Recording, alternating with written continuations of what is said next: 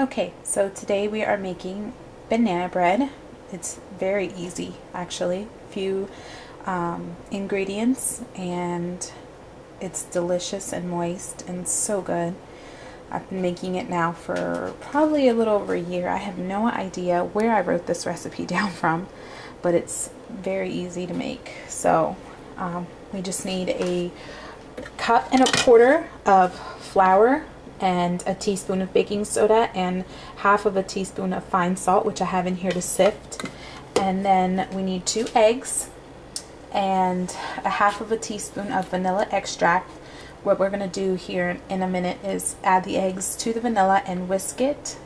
Then we have a half of a cup of unsalted butter, which is 8 tablespoons of the stick, and then butter, a cup of sugar. We're going to cream that. We're going to add the whisked vanilla and eggs slowly to that while we mix it. Then once that's mixed, we're going to add the flour to it. Oops, sorry, that was blurry. And we're going to add half of a cup of walnuts and save a few to put on top. And as we do that process, okay, so here is our creamed butter and sugar, our whisked eggs and vanilla extract, and our flour that's sifted with the baking soda and the fine salt. And I forgot to say that you need 3 very ripe bananas. This is how you want them to be, not too squishy where they kind of just melt into the banana bread. See how if I press it, it's like too soft to eat, but it'll stand up good in the banana bread. And also you want to sift the flour because it makes it more airy and light instead of like a very dense cake. So now we're going to add the eggs slowly to the creamed sugar, and we're going to continue to whisk it as we do that.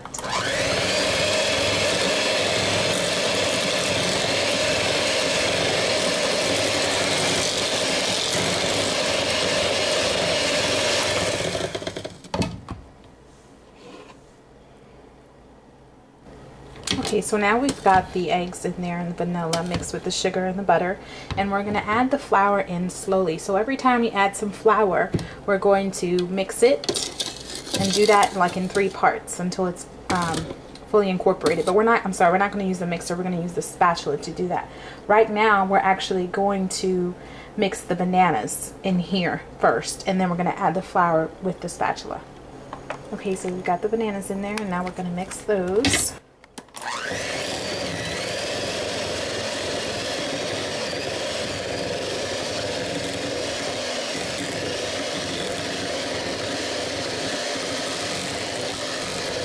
Okay, so we're going to add a little bit of flour,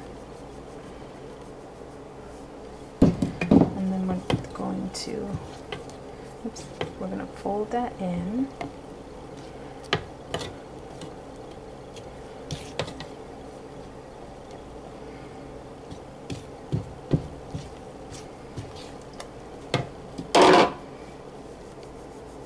And about, like I said, about 3 parts should do it. You should have it mixed in all good like that. Okay, so here's what your batter looks like. It's very almost kind of like cake batter, very thick cake batter.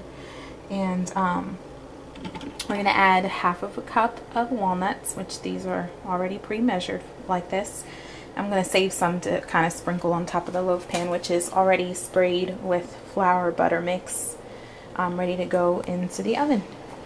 Okay, so here's the mix all in the pan, ready to go.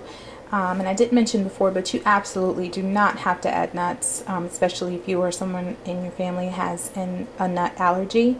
And you do not have to put nuts in there. You can put less, you can add more if you like more. It's really up to you if you want to add other fruits to it, however you want to do it really. It's your recipe, it's your bread. You add whatever tastes good to you. So we're going to put this in the oven for about an hour to an hour and 5 minutes.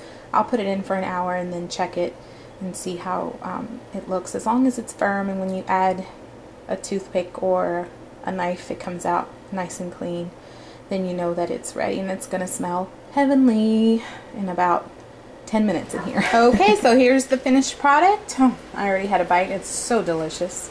And I'm just going to wrap it up in some foil, and that will keep it nice and moist. And It'll be delicious in the morning for breakfast with some butter or even just as a snack. So, hope you guys try it. Enjoy.